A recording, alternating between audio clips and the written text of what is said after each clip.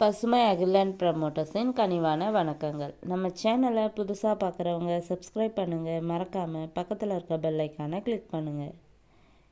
இன்றைக்கி நம்ம நிலம் எங்கே பார்க்க போகிறோன்னா, கள்ளக்குறிச்சி மாவட்டம் சின்னசேலம் வட்டம் சித்தேரியில் உள்ளது.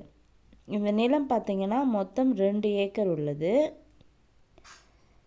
நிலத்தில் பார்த்திங்கன்னா கிணறு, ஃப்ரீ இபி சர்வீஸ் உள்ளது.